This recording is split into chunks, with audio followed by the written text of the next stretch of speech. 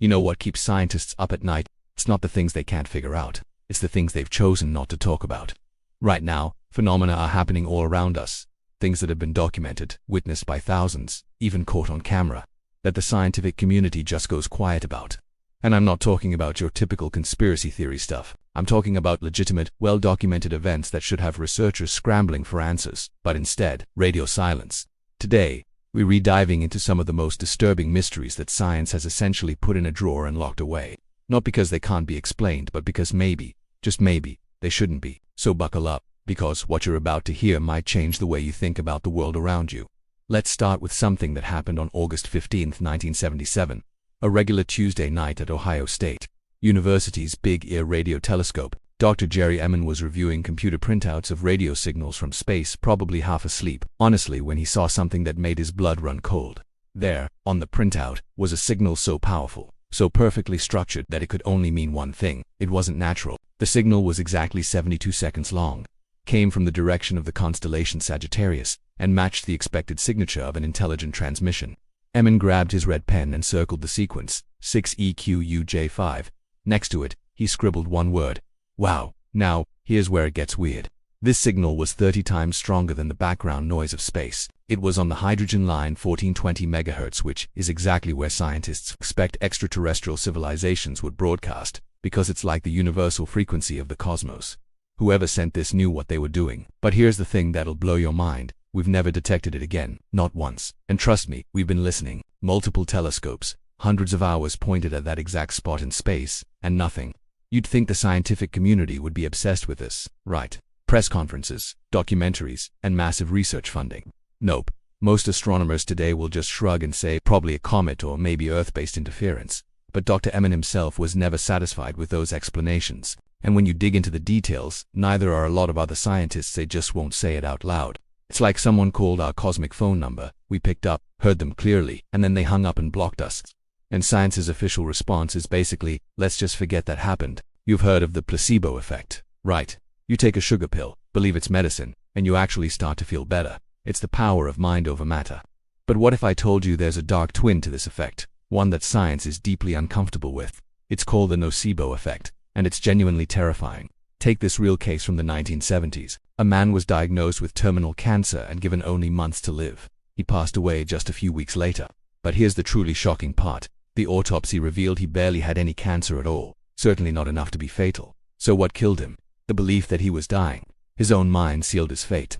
This isn't a one-off. In clinical trials, people given fake chemotherapy, literally just sugar water, have experienced real side effects like nausea and even hair loss. In another case, a man tried to overdose on what he thought were antidepressants from a trial. His blood pressure plummeted, he was rushed to the hospital, and he nearly died. The twist: he was in the placebo group the whole time. He almost died from taking pills that contained nothing. If our minds can make us sick from harmless substances, what else are they doing to us? It suggests that a huge part of modern medicine might be fighting symptoms our own minds created. Scientists know this happens. They measure it in every drug trial. But ask them how a thought becomes a physical illness. You'll get a lot of vague talk about neurological pathways. Translation: they don't know, and it scares them. Now let's travel to Taos, New Mexico. Imagine lying in bed at night, trying to sleep, but you can't because of a low, persistent hum. It sounds like a distant engine, but there's nothing there. This is the reality for about 2% of the population in Taos. Since the early 90s, ordinary people have been driven to the brink by a sound that, according to science, doesn't exist. Congress even got involved, sending teams from national labs with highly sensitive audio equipment. Their findings: absolutely nothing. No abnormal sounds, no strange frequencies. Yet, the people can still hear it. Some have moved away, while others have developed migraines, insomnia, and depression. And it's not just Taos. There's the Windsor hum in Canada and the Bristol hum in England. All over the world, small groups of people hear a phantom sound that our best instruments can't detect. Theories range from mass hysteria to secret military projects, but none of them fit the facts. The most frustrating part for the hearers is the official response. Essentially, science tells them, if our instruments can't find it, it must be all in your head. Imagine being tormented by a physical sensation, only to be told you're imagining it. That's not just a failure to explain. It's a refusal to even acknowledge there's something that needs explaining. What other mysteries are we simply choosing to ignore? Alright, let's talk about some science that should keep you up at night. These are things scientists know, but they really don't like to talk about in public. First up, consciousness under anesthesia. You know how anesthesia works, right? They put you under, you fall asleep, they do the surgery, you wake up, except we have absolutely no idea how it actually works. Seriously, we've been using it for over 170 years, millions of surgeries, and we still don't understand the fundamental mechanism of how it turns consciousness off. We know what it does, it disrupts brain activity, messes with receptors, but how it actually makes you disappear. Total mystery. But here's where it gets really dark.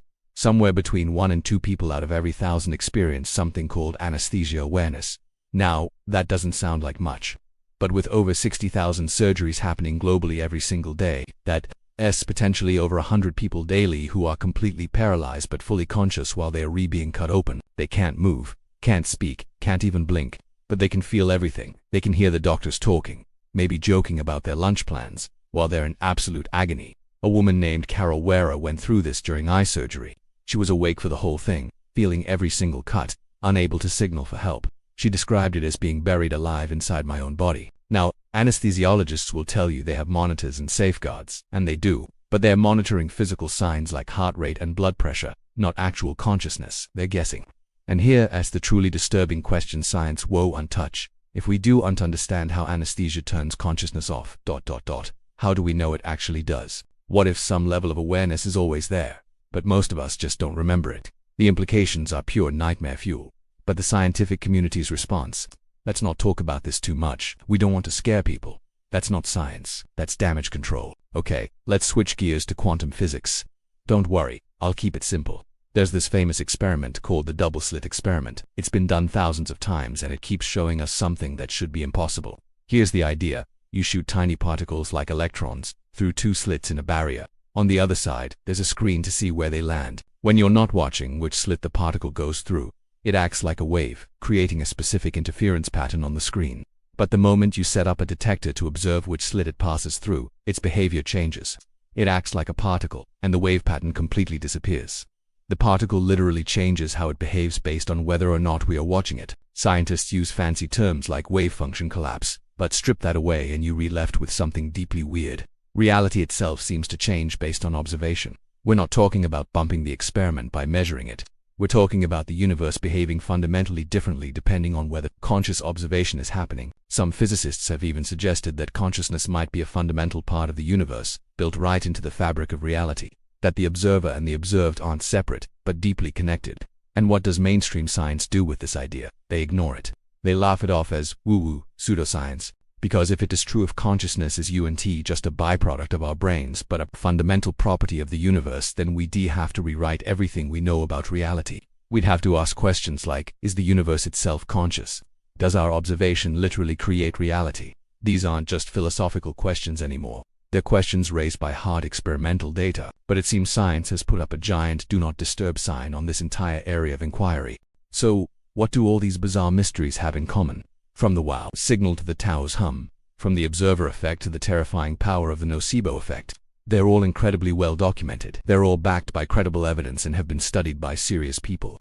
And they all make the scientific establishment just a little bit uncomfortable. Because here's the thing about science, it's absolutely amazing at answering questions that fit neatly inside its current box, its existing framework. But when something comes along that doesn't just challenge the answers, but threatens the very foundation of that framework, something that suggests our most fundamental assumptions about reality might be wrong, well, that's when things tend to get quiet. The wow signal hints that we might not be alone, and that whoever is out there might not be interested in a long conversation. The nocebo effect suggests our own minds have a terrifying, almost magical power over our bodies that we simply don't understand. The Tao's hum implies that our most sensitive instruments might be completely blind to entire categories of physical phenomena. Anesthesia awareness means we re-performing millions of medical procedures every year based on a dangerously incomplete understanding of consciousness and the observer effect. That suggests that reality itself might be far, far stranger than we could ever imagine. These aren't just quirky little mysteries, they are profound questions that science has, for one reason or another, decided not to chase too aggressively. Why is that? Maybe it's because the answers would be too disruptive, too paradigm-shattering. Maybe they just don't fit into the current models of how the world works. Or maybe, just maybe, it's because some questions are simply easier to ignore than to answer. But here's my take on it. Think about the most important scientific discoveries in all of human history. They almost always happened when someone refused to ignore the uncomfortable questions. They happened when a curious mind looked at the thing everyone else was avoiding and had the courage to ask, yeah, but why? So the next time you hear a scientist or an expert label something as unexplained, take a moment and ask yourself, is it truly unexplained, or is it just unspoken? Is it a genuine puzzle, or is it a topic that's been politely shelved? What do you think? Are there good reasons for science to avoid certain questions, or should absolutely everything be on the table for investigation? I really want to know your thoughts on this, so drop them in the comments below. And if you enjoy these deep dives into the mysteries that make you question everything, make sure you hit that subscribe button and turn on notifications. Trust me, we're just getting started. Until next time, stay curious, stay skeptical, and never ever stop asking why.